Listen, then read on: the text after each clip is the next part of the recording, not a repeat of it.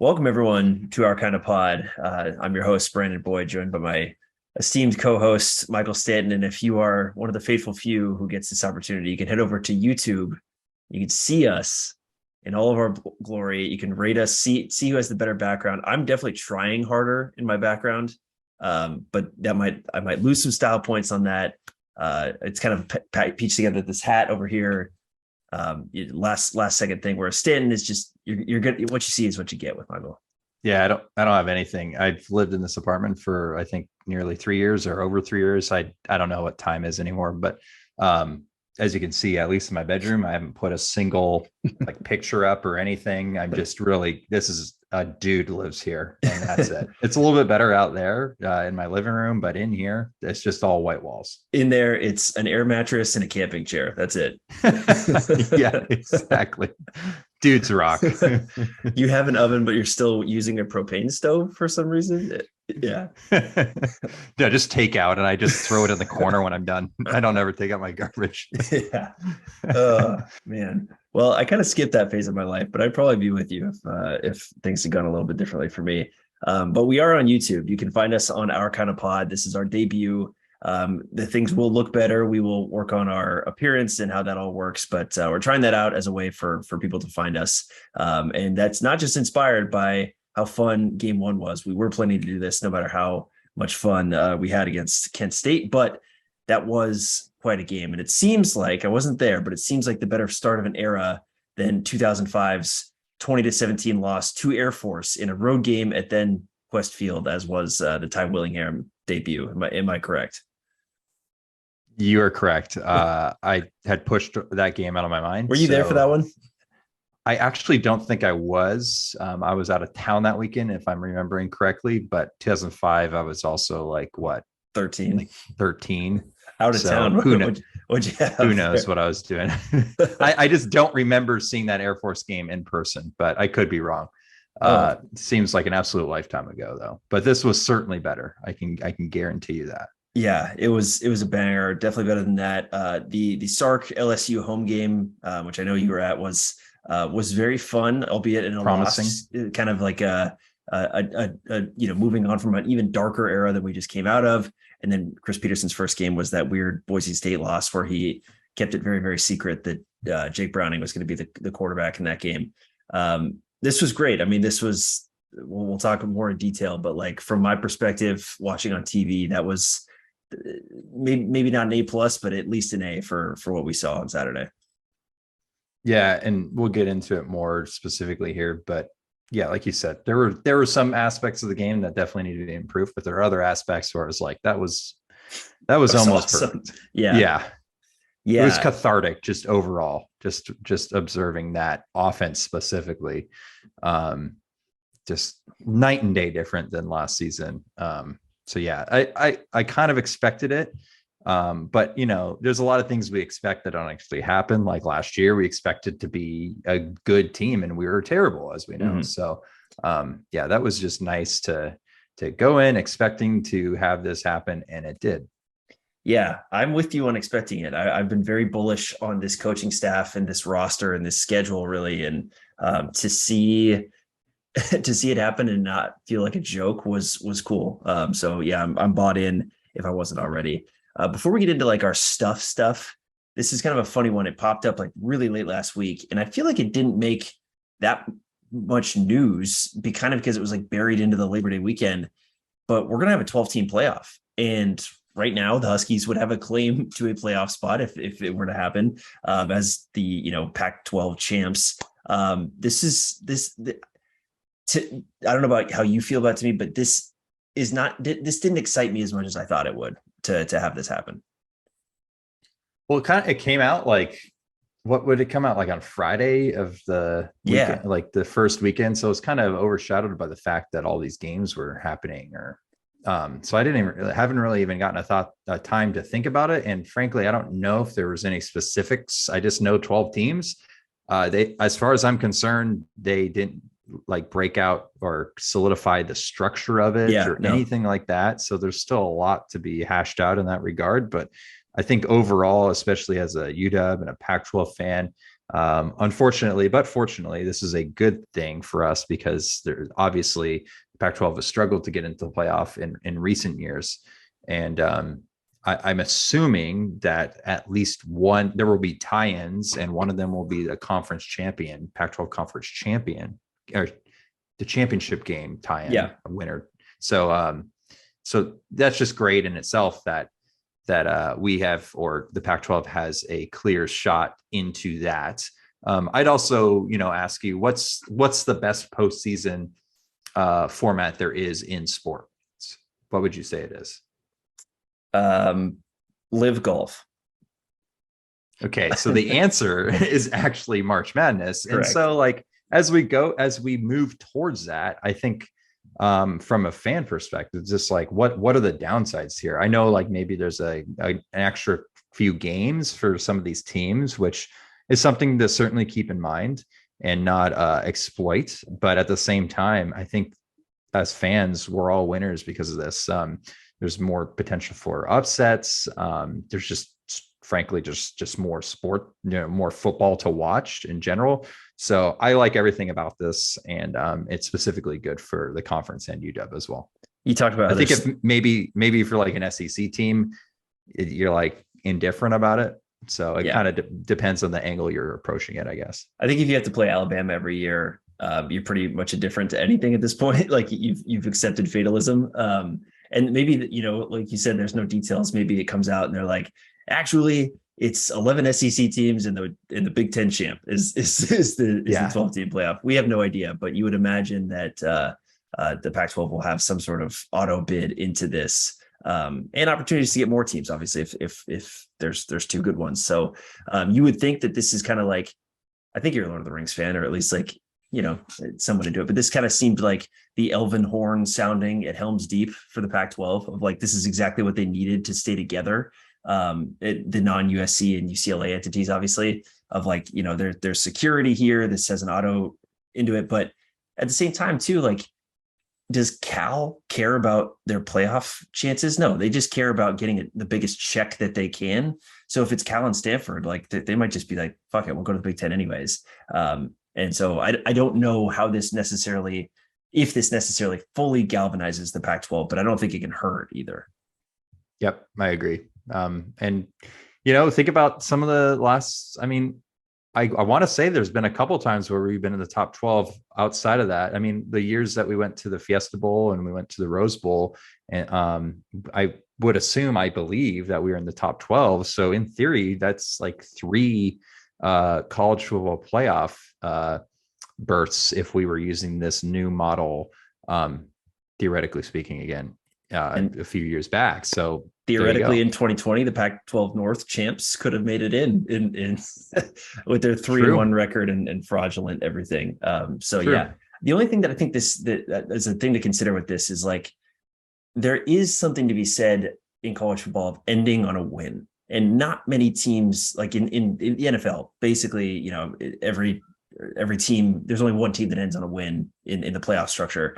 And March Madness, same thing. And you have to kind of like take solace from that. But like, there's no like, fun Peach Bowl run that you can, use to kind of springboard the next year. And so that's going to be something to monitor, but I think we'll all get used to it. And Kalen DeBoer was asked about it. And he's a big fan coming from an NIA background, or that's just what they do. So I think it will be weird at first. And like this concept and structure of bowl games is wrapped in our minds, but I think it is going to be, it's something that's been long overdue, and therefore will be a good thing. But anyways, we're here to talk about one more point from Stanton. I think the one interesting angle as a college football traditionalist like myself, and I think you are as well, is how will they build in these traditional bowl games into the pageantry. We're going to get pageantry. Yes, the pageantry. Yeah, that's week 2 for 2 there. So that I'll be very curious to see that, like what happens to the Rose Bowl.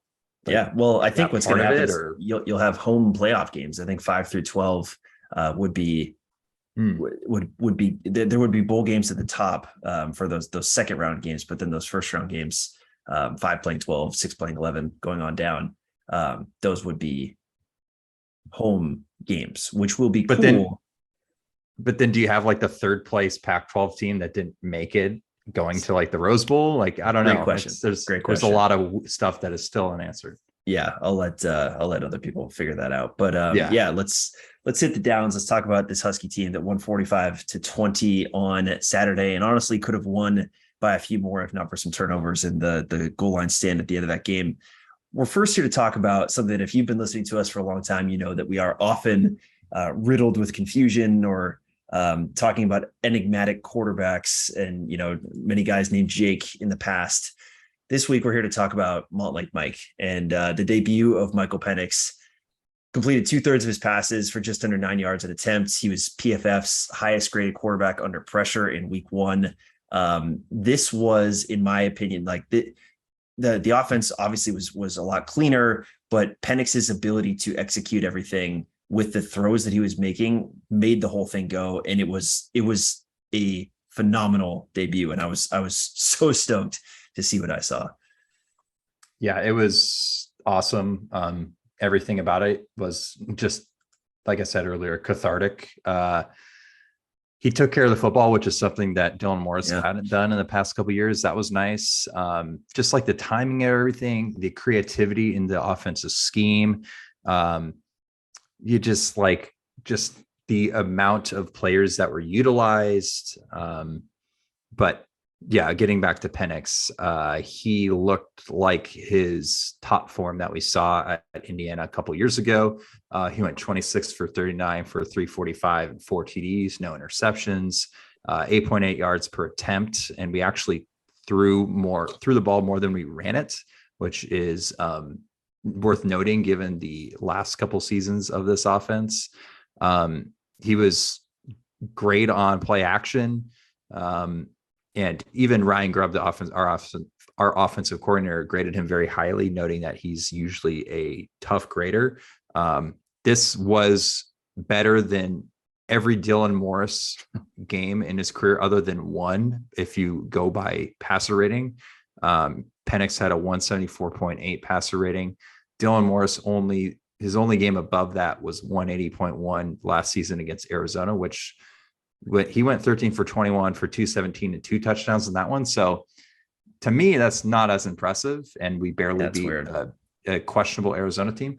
But anyways, it was fantastic. And it was everything you would want to see as a UW fan after the last couple of years of a very shaky Dylan Morris and very unconvincing Sam Heward. There was, I don't remember any bad throws. You rewatched the whole game. Like there's no, I can kind of remember the few of the incompletions, but it doesn't feel like no turnovers, but no, I don't even know if Kent State got a hand on any of his passes. If it was an incomplete, it was by design or thrown into a place where the defense couldn't get it. And he was able to move the ball down the field. Just some of the throws he made, the range of throws, the quick throws out to the flat, which again is something you can do. Come to find out, you can throw to the flat to Will Nixon, Cam Davis. He had the deep outs. I think that was probably the most common throw that he had is kind of those 15-yard north of the sticks throws to Jalen Polk, Romadudze, basically everybody. And then the deep throws. He had the McMillan long one late in the game there. And then 2 pass interferences, one to Devin Culp, one to Taj Davis down the left sideline. And then the Taj Davis touchdown. All those were long throws put in great positions. And, the touch on a deep ball, just not something we're used to. This was just what good throwing looks like from a cool customer and a guy who had kind of supreme command of the offense and the running. I mean, getting the free yards that are there is just that has to be a part of a modern offense. And it was, because, everyone's covered. No, I have a free lane up the middle of the field. I'm going to take it. And I was happy to see him do that. There was a moment in the first half, I believe, where he overthrew Jalen McMillan. Jalen McMillan was on a really long slant across the field. And it looked as though Penix thought McMillan was then going to cut up vertically. Mm-hmm. And so he overthrew him. And I just remember watching that back a second time and thinking to myself, man, these guys are going to get on the same page. And this is the type of ball that could become automatic because he has that touch on it. And we have the guys outside at the wide receiver position to make those kind of plays. We just haven't had the offensive coordinator or probably the quarterback to do so the last couple of years. So I'm really excited to see what this kind of tandem, whether that's Penix Odunze, Penix McMillan, Penix Polk, whatever, can be, 3, 4, 5 games into the season, because these guys are still fairly new to each other. So I think we'll see this unit, this team, steadily improve as the season go on. I mean, that's what you would hope, but I don't see any reason why they wouldn't. So that's very exciting as well. And let's make Mountain Lake Mike a thing, if you're okay with that, because that was your title. But it is fair to say that Penix does more for the football team than you do, despite your best efforts, and he won. Yeah. I'll bark a little louder next time, but I'm okay with that. Okay. Well, going to the offense more broadly, and obviously Penix has a lot to do with this. We threw more than we ran, as you said. And so a lot of the good stuff that we saw was the product of Penix getting the ball out there. But what were some of the things that you just qualitatively, or specific plays or concepts or things that you liked watching either the first time or the second time you watched this? Well, again, just the weapons that we were able to utilize. I think Penix ended up throwing to 10 different receivers during the game. Jalen McMillan, 5 catches for 87 yards, 2 touchdowns. Rome Odunze, 7 for 84 for a touchdown.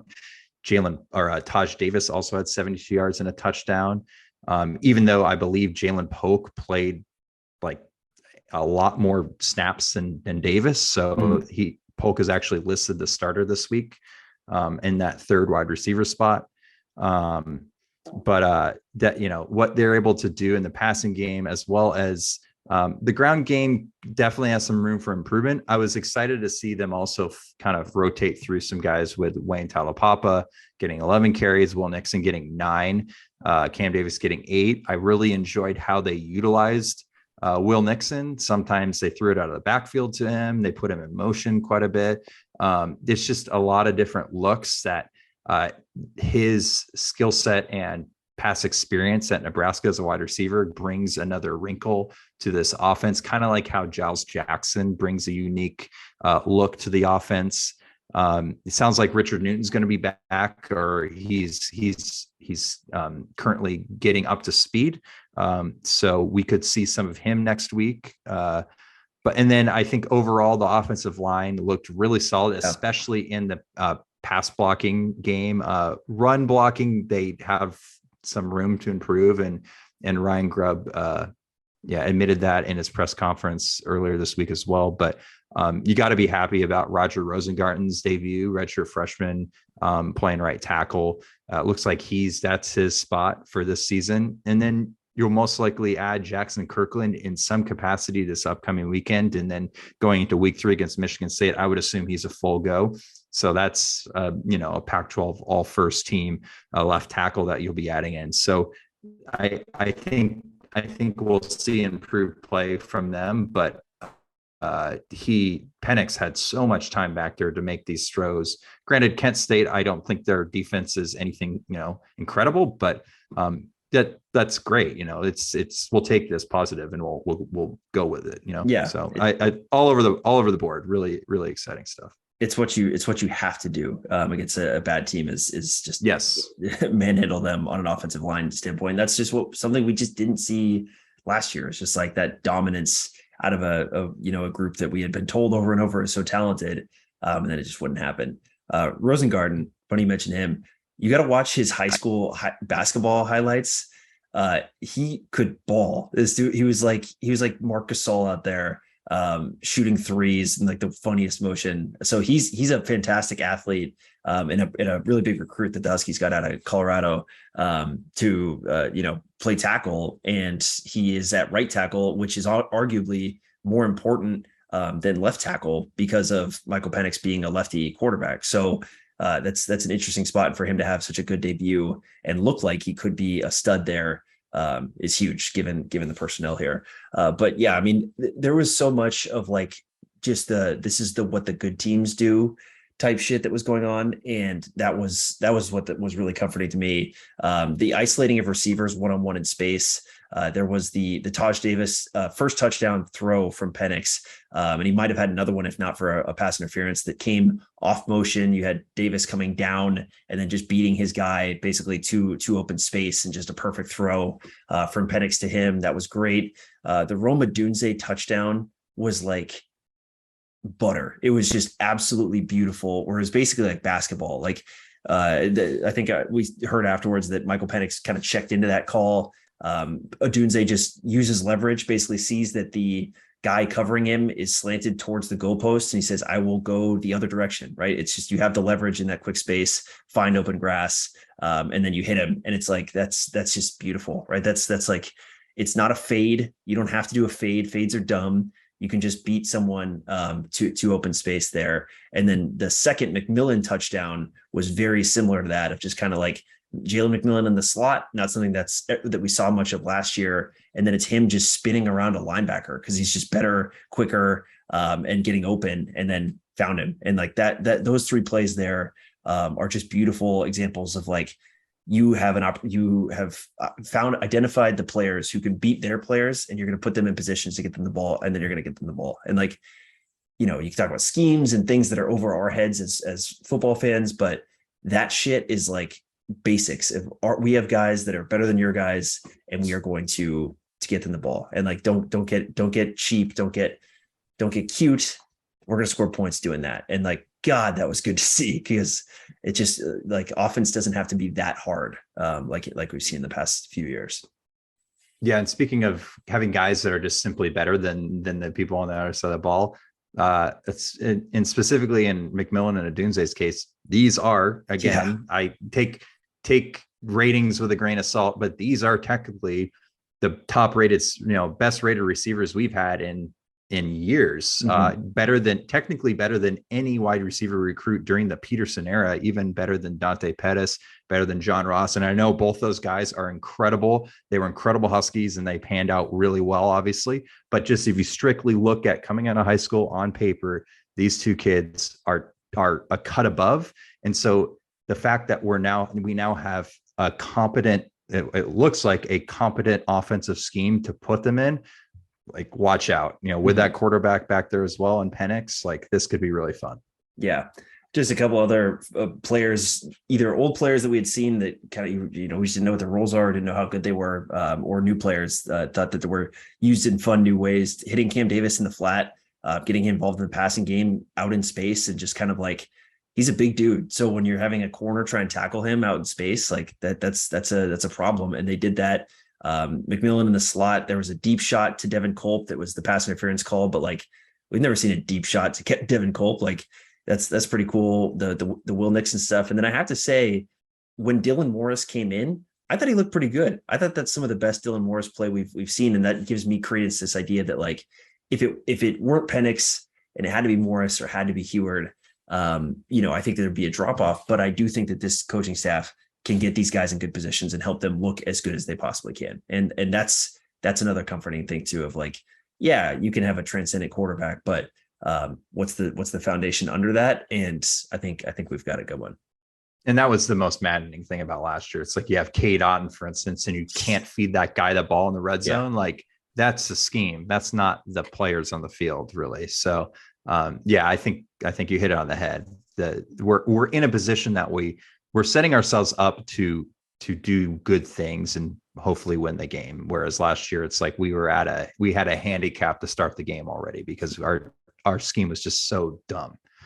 Cade Otton would have had 10 touchdowns last year. I think that's I probably would have won the Mackey Award. What do we like out of the defense? Because that I think was not as electric of a performance. Some good, some bad. I'll just start off and say that Colin Schlee, the Kent State quarterback, that dude can play.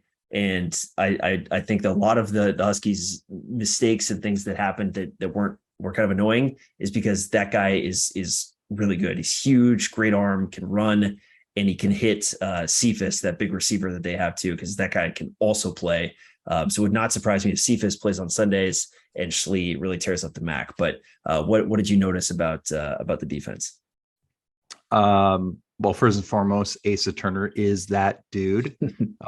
He was outstanding. And it's just Asa. No more last name, just Asa. Yeah, for now. it's just Asa on the back of his jersey.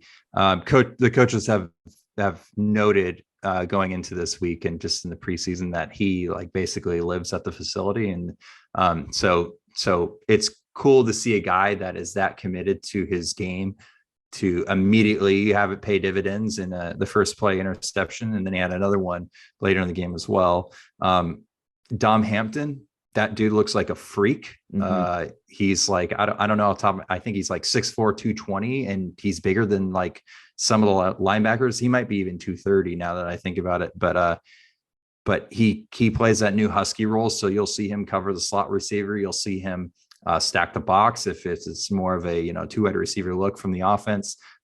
Really excited to see how he can factor in multiple ways, whether that's stopping the run and kind of laying that hit or shutting down a slot wide receiver in the passing attack. He's one of the fastest guys on the field for our defense, surprisingly. So that's very excited. I thought Jordan Perryman and Mish Powell at corner kind of had a shaky performance collectively. I think with time, this new kind of defensive scheme, which seems more aggressive to me, especially in the secondary, I think they'll probably get better over time. But they play much more press versus we've talked about it in the past, how Jimmy Lake, especially in recent years, has played a lot more of a soft coverage and eliminating the over top ball. Whereas I think we didn't allow a single 40-yard catch last year, and we did in this game. So that just kind of goes to show you the difference between Lake's philosophy and the one that Coach Inge and Morrell bring to the table here. No complaints, though. I think there was a lot of positives still. Tackling was the biggest problem I saw. We had 18 missed tackles, which was the third most for any Pac-12 team. The other two were Utah playing at Florida and Oregon playing 17 at of those, Georgia. 17 of those Utah missed tackles were trying to get to Anthony Richardson. So or Etienne. So that needs to be cleaned up, but that's something you can clean up. It's not just like we're not good enough. That's just kind of fundamentals.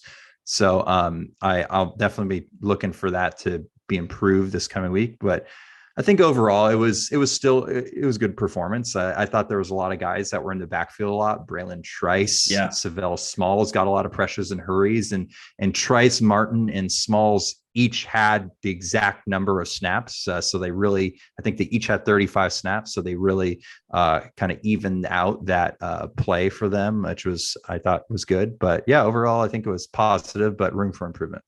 Yeah. The Mish Powell touchdown, I think the Kent State's first touchdown of the game, that really long throw down the left sideline, was again a beautiful throw, but it was just kind of estranging to see Mish Powell was by himself out there. There was no safety help. If you look at the play, it's like there's Mish Powell, that's it. And that one-on-one coverage, and that's kind of just so funny. It's like I would have liked to see some of that last year of teams trying down the sideline against Kyler Gordon or Trent McDuffie. But we just never saw that.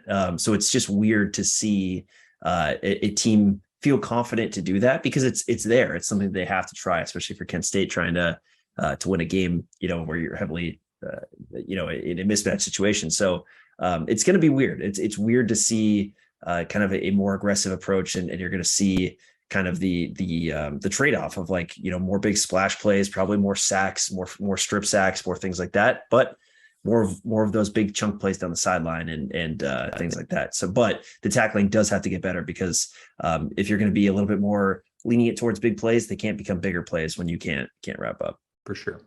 Yeah. It's so strange talking about the last year's team with those two guys, Murray and Kyler Gordon and McDuffie. McDuffie, just those would be the guys to put, have in press coverage like we're doing now. So that doesn't make sense to me. But Mish Powell and Jordan Perryman are still, pretty solid corners. So I don't see why there's any reason why they can't do that this season and do that effectively. Yeah. And glad that Perriman seems to have avoided big time injury. That was a little scary when he went down. late, or I think it was in the second half. Certainly could have been any sort of leg issue, but sounds like if he's not there for Portland State, then he should be back by Michigan State. So good segue there to talk about Portland State.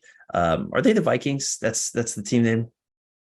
They are. Yeah. I get them in Sac State mixed up. As just kind of these FCS, floater teams, but Portland State took San Jose State to the wire, and San Jose State was a good Group of 5 team last year. And Portland State had a lead in the CEFCU stadium, which, Stan, as you know, you don't just come into Kefku and find success. And they outgained San Jose State by 100 yards. They dominated time of possession. So they really probably should have won at San Jose State. So this is not a team to be taken lightly. And there's just one name that I will point out for now, at least, their quarterback, Dante Sacheret.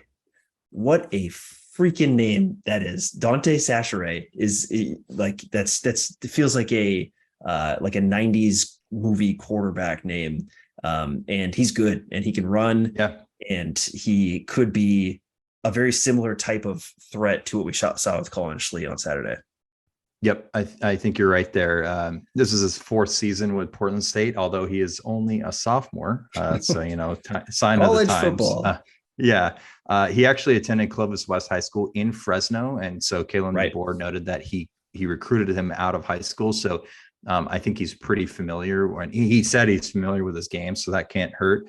And like you mentioned, he is a dual threat. I'm not sure. Yeah, he had 14 carries for 83 yards against San Jose State to go with 24 of 37 for 270 and 2 touchdowns. He did have 2 picks.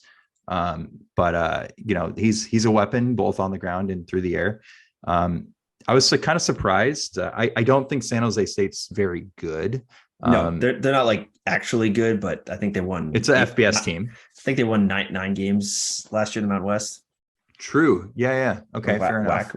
Whatever they're in. Yeah. I always get those mixed up. Mountain West.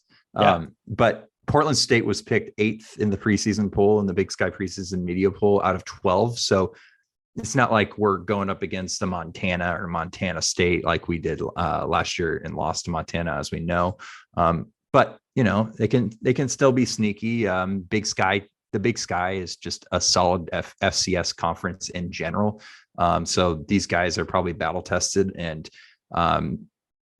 they've played at Husky Stadium a few times in the past. So, this is nothing new to that program.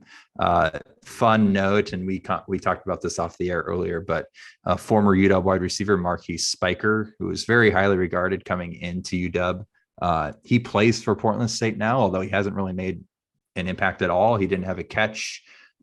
So this past week, so I don't even know if he played. He has 9 receptions for 112 yards last season for them. So who knows if he'll factor in, but always kind of interesting to see what a former guy like him will do against us when he comes into Husky Stadium. Former guy. So I am totally full of shit. San Jose State was not good last year, but the year before, in 2020, they did go 7-1 and undefeated in the Mountain West. So that was, they have been good recently, but not necessarily good this year. They got actually 8 games in 2020. That's impressive. Yeah. Versus our 4. Yeah. They had different priorities there. The Portland State does have 2 white fellas who are going to get a lot of the throws, Nate Bennett and Bo Kelly. I think Kelly, one of them had like 9 for $121. And both guys have been extremely productive in their Portland State time. So it was Kelly. Expect those guys to hear their names a lot. And then there's been these teases on social media. Have you seen all these, the Husky party things that they've been dropping, kind of this, like, I think there's some sort of throwback thing that's about to happen, but they have not disclosed exactly what it is quite yet. Yeah, I don't know. And then it's like, oh yeah, and it's also Band Day, like at the same time. So it's like, I don't know if watch them just be calling this party like they're just referencing Band Day. Yeah, we'll see. I don't know. That would be on brand for UW marketing. Yeah, it feels like they would have announced something uniform related by now, but I don't know. Maybe that's coming soon. But maybe they just run it back with the 91 throwbacks from last year. Yeah, we shall see. So we're going to debut a segment here. Now that we're done talking about last week and talking about this upcoming week, we're going to debut a segment called Klub Kliavkoff in reference to George Kliavkoff, the new Pac-12 commissioner. You can start your right, the beats. We'll get the strobe lights going here once you have your lights set up behind you. We are going to run through the Pac-12, the update from everything that happened in this goofy ass conference. This week, you will take the weird shit that happened in the North Hemisphere, and I will take things that happened in the South. Given, as you pointed out and reminded me yesterday, there are no conference or divisions anymore. These are just moral constructs where I think we still have the schedules for these, but the actual like standings per division are no more. So you have, the 6 North teams, well, 5, you actually got one off because we've already talked about UW. And then I've got the 6 South. So you want to trade off? You go 1 North, I go 1 South. Sure. Let's do it. Pick not your weirdest one, but just one of the middle ones. Yeah. I mean, some of these games were absolute snoozes. So I don't know how much you can really draw from this. And I technically didn't watch any of them live because I was at the UW game. But I think one thing to just kind of note is WSU barely beating Idaho. That's a little strange. That's a great place to start.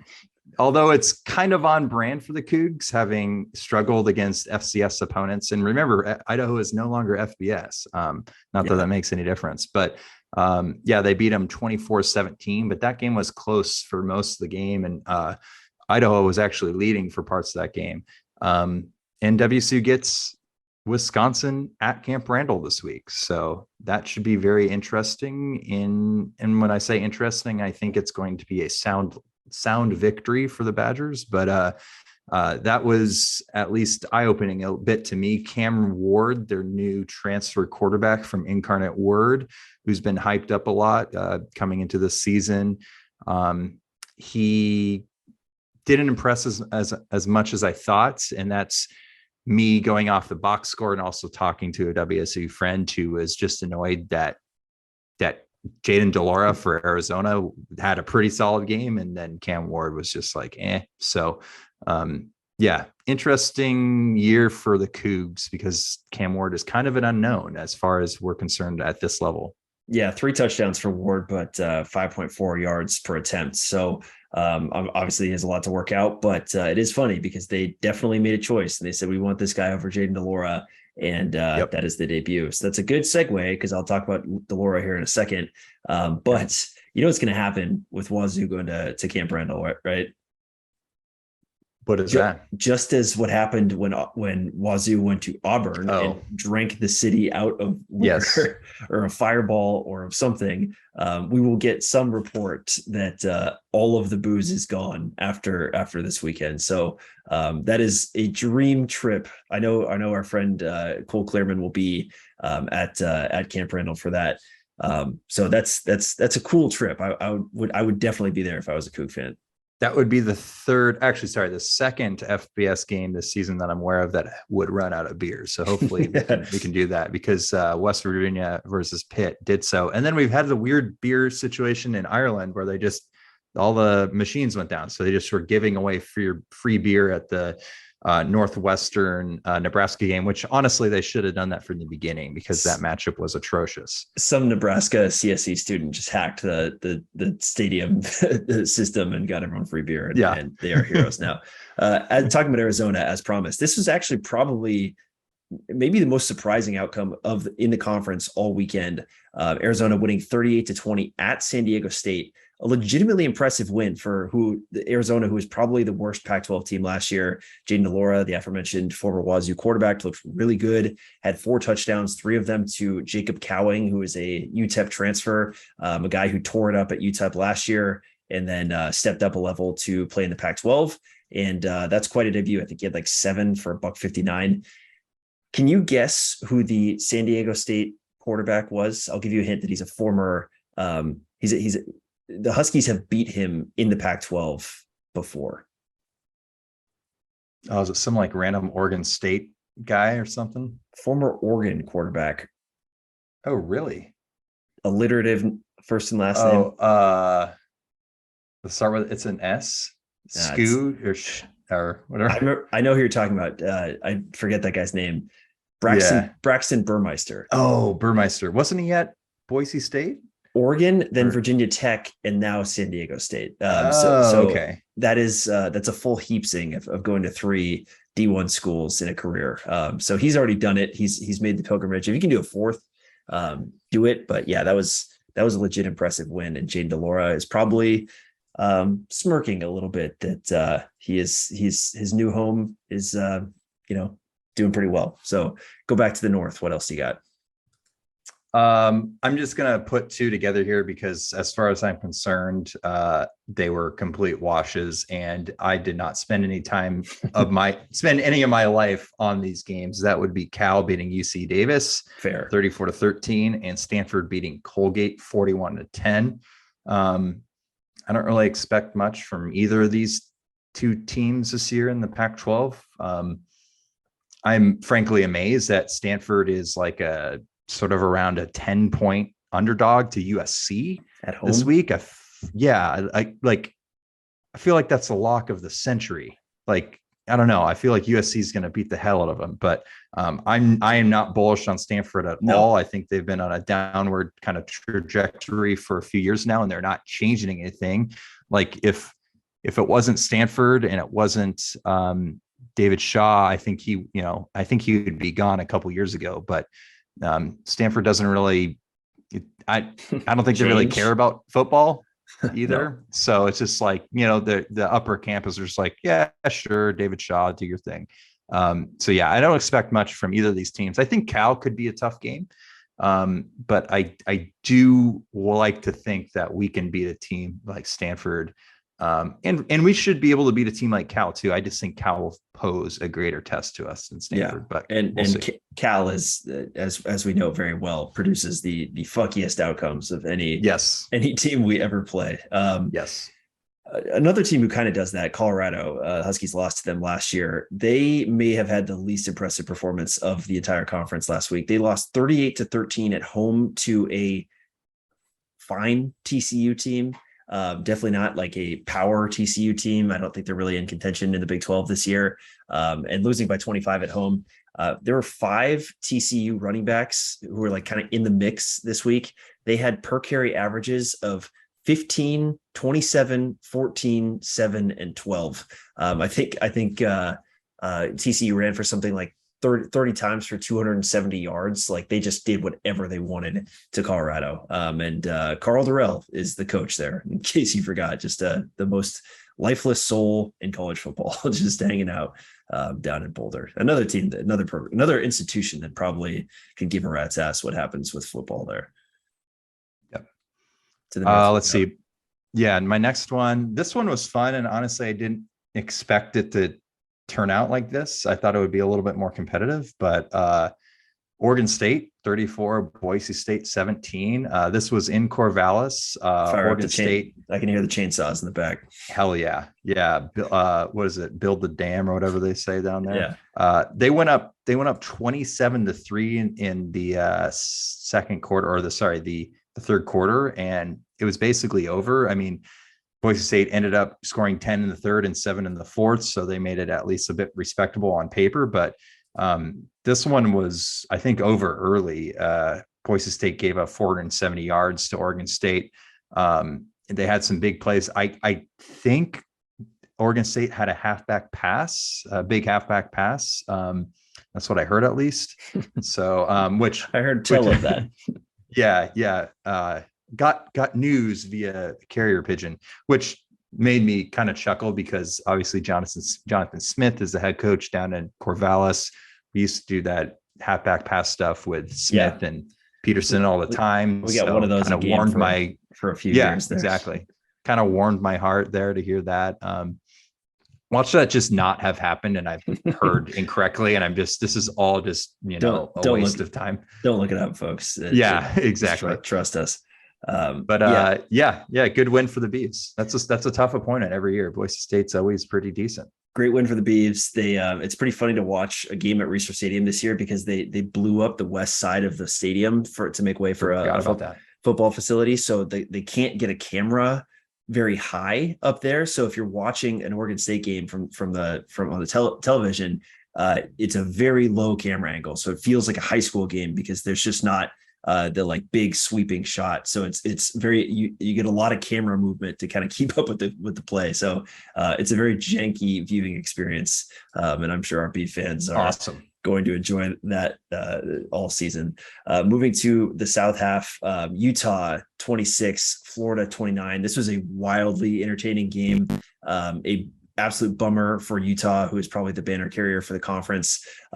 Cam Rising kind of fell short a little bit, which is just a weird throw there to throw that interception at the goal line. I think it was only second down, and they had plenty of time left and kind of forced a throw that if had not been intercepted by the guy on Florida who got it, might have gotten to the guy behind him. And Cam Rising just kind of looks like Dave Grohl in pads to me, just running around. Yep. Yes. But they'll still be a very good team. I think, that is probably the best performance. I don't know of any other teams, maybe USC, maybe UW, maybe I don't know about Oregon, but that could have gone into the swamp and given that performance, especially considering that Anthony Richardson for Florida does look like one of the best players in college football, and is an absolute baller. So tough game, but I think they'll be just fine this season in the conference. Yeah, UW doesn't have to play them, so hell yeah. Yeah, we don't have to play Utah or USC. Go figure. Really got lucky in that regard. I thought obviously Cam Rising didn't have like an amazing game, but he had a lot of big plays. And he had like a lot of crucial conversions. There is something to be said about a seasoned, experienced quarterback leading your team. And, that's something that we hope that we have with Penix. He's certainly been around. I know he hasn't played as many games as probably someone who's in his fifth season now, but that is a big deal. And I thought it showed a lot in that game with Cam Rising because he made the play when he needed to, other than at the very end. But throughout the game, he had big third down conversions on the ground, big chunk plays, just making things happen with his feet. He had 91 yards rushing. Utah's good. Anthony Richardson, like you said, the quarterback for Florida, really good. 11 carries, 106 yards, 3 touchdowns. He's like between him and I'm totally blanking on KJ Jefferson, the quarterback at Arkansas. There's some fun rushing quarterbacks in the SEC and like dudes that can truck you if need be. KJ and Jefferson's a little bit bigger than Richardson. Yes, and then you got Stetson Bennett, the mailman himself. Yeah. So that was a fun game. Obviously went down to the wire. So I think Utah is probably the favorite. Utah, and then close behind USC. Although I'd love to see USC play kind of a more polished opponent than what they did this past week in Rice. Brant Keithy, the tight end for Utah, number 80. He's kind of undersized. I don't know what his next level prospects are, but that dude could play too. He was the reason Utah could move the ball so well, is because he was open whenever Rising needed him, and he's just an absolute baller. To USC, they won 66 to Rice's 14. Not very classy of USC to run up the score like they did, unbecoming of a Big Ten institution. They'll have to work on that if they're going to join such an elite conference. But no, USC basically did whatever they wanted on offense. Thought it was interesting that Terrell Bynum was catchless in his USC debut. The transfer from Washington would have, obviously wish him the best, but hope he has a role on that USC team. And then they will be the first test of something that we had talked about last week, which is this idea of Pac-12 refs versus USC, and next week at Stanford. So we'll see if there's any weirdness with the calls there. I doubt it, but just something to monitor throughout this season. There will be weirdness, but it won't be intentional because it's Pac-12 refs. So. Yeah, they don't even know that they left the conference. Yeah. They're like, what? Exactly. What do you mean? We screwed up? What? Yeah. There's only one game left for you to talk about. You're not going to take any joy in this one, are you? No, none at all. Georgia 49, Oregon 3. This game was over very early.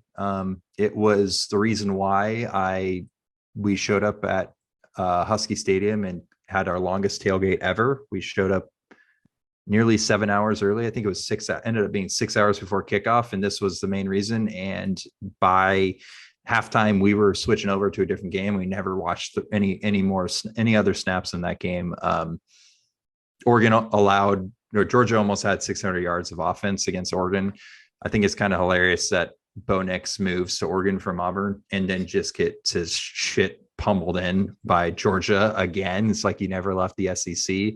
I think Oregon isn't bad. But who knows? I mean, you can't really take anything away from this because Georgia's just on a completely different level than not only Oregon, but I think the entire Pac-12 conference. But it was certainly some people that I was with were commenting like, oh, this is a bad look for the conference. And my rebuttal to that was like, I don't give a shit. It's Oregon. So I was very much okay with this. And it was the debut of head coach Dan Lanning. And like, true. If you're old enough to remember, do you remember Chip Kelly's debut as a head coach in Boise State, the LeGarrette Blount punch game? It has been bad before and it's looked terrible. And like, this is a I hate to say it, but a resilient program that will probably just fine going forward. It isn't the Bo Nix thing is interesting. There's Ty Thompson back there too, an Oregon quarterback product that people are clamoring for and is allegedly very talented, but just has not. No one's let him on the field yet, and that's going to be something to monitor. Is how long of a leash Bo Nix gets versus Thompson, because I think losing him to transfer would be a huge disappointment if you're Oregon. UCLA 45, Bowling Green 17 in front of roughly 85 people in the whole Rose Bowl. It was absolutely disgusting, and just cannot wait for that thing to be full of Penn State fans next year. It's going. There was the thing that happened with the Chargers a couple of years ago when they first moved to LA and their stadium was just overrun every single week with road fans. That is going to happen to all of these fan bases in the Big Ten who either have been to the Rose Bowl or have never been to the Rose Bowl and want to go.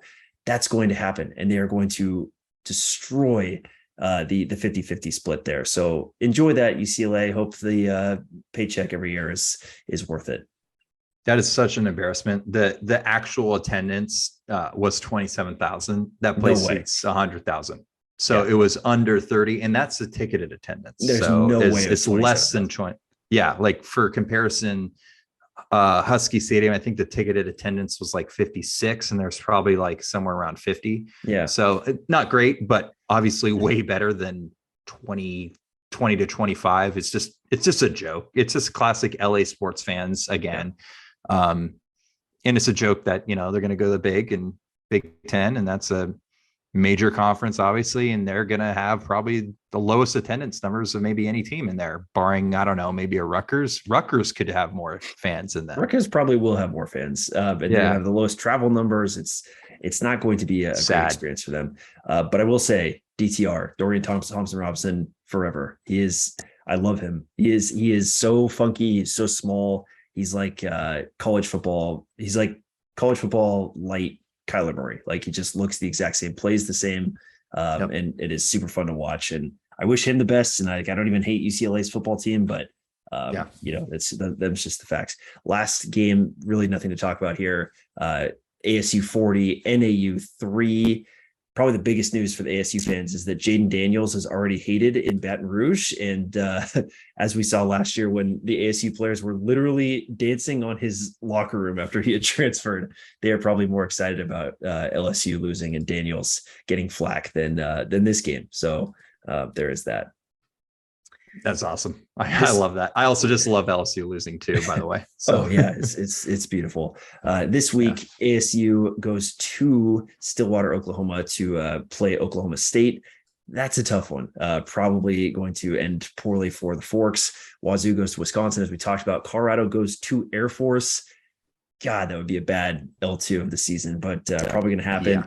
Oregon State goes to Fresno State. That is going to be a great game. I want to see it. It's going to be pretty evenly matched. Fresno is going to be hot as fuck. And you know who they get after that as well? It's a big USC. That's right. Yep. They play USC. So back-to-back Pac-12 games. And like, honestly, I don't put Fresno. I don't put it past Fresno State to be either of those teams, with Jay Kaner at quarterback and Tedford as their head coach, Kirby Moore as their OC. Those are guys that know football. So that's exciting. I actually watched a bit of the Fresno State game this past week, and it's awesome to see Jay Kaner continue to do what he does and just be a fantastic quarterback for them. It would be awesome if we had Adam the last couple of seasons, obviously, as we talked about, but it is a cool kind of like other team to watch on the West Coast, especially because they could be giant killers in some fashion. Against USC at least. Well, yeah, I'm probably pulling for the Beavs, but pulling for Fresno, basically. Another instance there. The funniest game of the whole slate, I forgot about this, but I was reminded of it looking at the conference slate this weekend. Mississippi State travels to Tucson, Arizona for an 11 p.m. Eastern kick. And that is the funniest shit. There's some, like, imagine a Mississippi State fan who's never had to stay up this late in their life on a Saturday and stay sober that long to watch a game, now has to stay up till 2 a.m. like the rest of us East Coast freaks with West Coast teams. I feel like I've never seen something like this happen. Like the travel West East, like that happens, but or East to West, but not for an 11 p.m. Eastern kick. Yeah, you raise a good point too. Unless Mike Leach scheduled this. Mike Leach is like our boys needed to I don't know why I'm doing Orgeron there, but something like he thought his players needed to acclimate or something dumb. Yeah, it's going to be a grim scene in Starkville, Mississippi at 11 p.m. Eastern. There's going to be a lot of people that probably drank a little too much by that point in the day or the evening. So that's Mississippi State is a 10.5 point favorite there, but at home, we know that the desert's weird. We'll see what happens. It's probably going to be high scoring. Yeah, probably it will be high scoring. Sorry, there may be 1,000 passing yards in that one there. So that is true sicko Pac-12 after dark. Like, yeah, that's a prime. We live rib. for this. That's a prime rib on the sicko steak plate there. Yes. To the end of the podcast we go. My great cat of the week. I'll save mine. So what is yours? Your thing that can fuck off basically from this past week. Yeah, I just saved it for kind of the most disgusting thing I saw, which was Iowa only scoring 7 points against South Dakota State, of which those 7 points were 2 safeties and a field goal. They only had 166 yards of total offense and were 4 for 17 on third. And like by the second quarter, every time they punted the football, they were just getting booed off the field, or even incompletions, they were getting booed.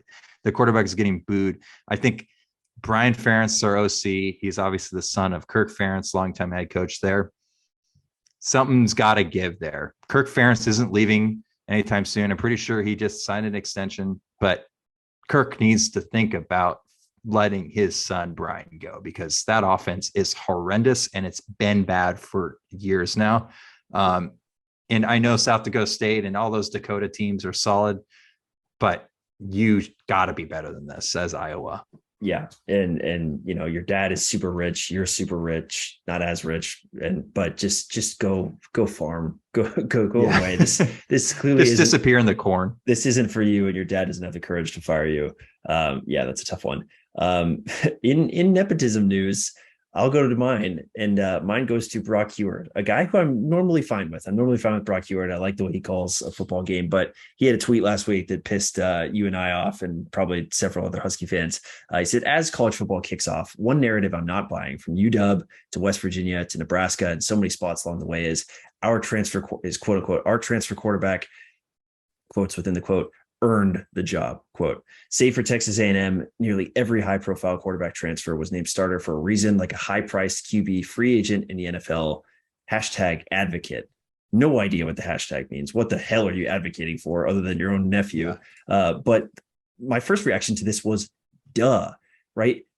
The transfer quarterback earns the job by being good in the first place. Jayden de Laura was good at Wazoo. He transfers to Arizona. He gets the job. It's why he transfers. It's why you open the door to these guys. Michael Penix has done it for not full seasons, but 2 different seasons. He was fantastic, 19 and 20. And him coming here, he should get the job because he's done it. He has familiarity with the coaching staff. and he's better. And you're not hypothetically better. You are better because we've seen it. And so this whole thing, obviously, there's a huge Sam Heward bias here, Sam being his nephew. Sam Heward, like I said, I feel like Sam Heward could be fine and probably pretty good or really good if he was given the opportunity to start for this team. But Michael Penix should have this job. There's no doubt about that. And to make it seem like it's this wrong thing or like, it's unfair, it's just so dumb. And like, who do you think you're fooling trying to come off Cos's advocate or what the heck, like, what are you talking about? And it was a really dumb thing for him to say, and really I don't know, I probably said dumb 8 times, but just so I couldn't believe he didn't delete this tweet, because it's so obvious what his angle is here. And like, it's coming off of the last game we played was the Apple Cup, which his nephew started in and was terrible. Objectively, so one of the worst. Like 4 or 5 picks. Yeah, it was awful. So it's not even like it's coming off of like one really good game from Sam Heward. It's like, oh, we got a glimpse of Sam Heward. Like, maybe we should have given him the job. We haven't seen Sam Heward do anything well, and that's I'm a huge believer in him and want him to be great down the road. For sure. But for a new coaching staff that wants to create excitement in a fan base and a program, to like, to not take Michael Penix with open arms and give him the job when they think that he could help them win 8 games this year, that'd be stupid. That would be stupid. When I would love to, you should call into whatever show he's on and just like ask him this, like, what do you think about Penix performance? And what are your thoughts about this tweet now that you've seen it? As the hashtag advocate, I would love to hear your hashtag thoughts on Michael Penix Jr. Yeah, maybe I will. Brock is back a part of Seattle radio. Don't piss me off again at Brock Hewitt. I want to like you, but that was silly. OKGs of the week. I said plural, but I have 2. But if you only have 1, that's okay as well. I have 1, and it's an OKG, and then part of this is also probably a great cat, but again, kind of sticking with just random results that I saw. Old Dominion knocking off Virginia Tech 20-17. That's awesome. Virginia Tech, great cat, probably. Mm-hmm. What the hell are you doing? But listen to this. Old Dominion has already beaten Virginia Tech. I think it was like 2018 when they were ranked 13th in the country at the time. Virginia Tech was, that is. I think they've beaten them twice at ODU, right? It might have been both at ODU, but Here's the kicker. Here's my favorite part. This was game 1 of 10 years in a row that they're playing each other home and homes. So they have 9 more years of Old Dominion, Virginia Tech. And in the last 2 meetings, Virginia Tech is 0-2. That's just ridiculous scheduling and awesome at the same time. Yeah, that'd be like if we had to travel to Eastern or Montana or something. To Montana specifically this year, I'd be like, are you 10 years of Montana? Yeah. God. Man, that is funny. Good poll there. I had Jalen Polk and Roma Dunze for just being really cool. Dunze more for the play. He's blocking well. He was on special teams. I think he was one of the punt gunners. But after his touchdown, trying to dap up the referee, I thought it was super cool. I just went over to the referee and tried to shake his hand.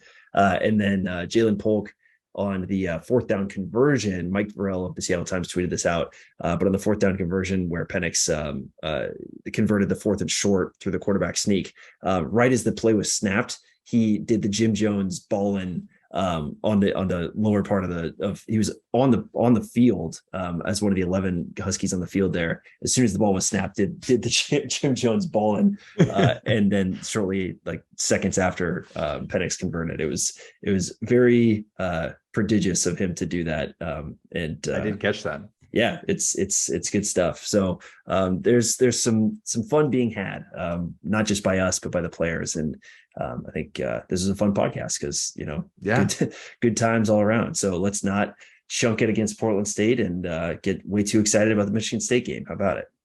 Yeah, it's nice to have fun again with Husky football. I could get used to this. So let's keep it rolling. Yeah. Do you want to wink at the camera? Something to say goodbye to our? Ooh. That might be a contact issue. Welcome to welcome and thank you for joining me in my bedroom / office. Yeah. Okay. The Our Kind of Pod YouTube channel is going to have some sous videing lessons. Like you're going to really take this thing and fly. Sure. Maybe we'll do some needlepoint or like some crafts. Who knows? Could get wild with it. Wow. Wow. We have so much potential here. All right. Well, if you're on YouTube, thanks for joining in. Hope we weren't too burning to the eyes there. If you're just listening to us, that's fine too. Wherever you are, give us a great review, and we'll talk to you next week. And Stanton, what are the 2 magic words? Go Dogs. Boom.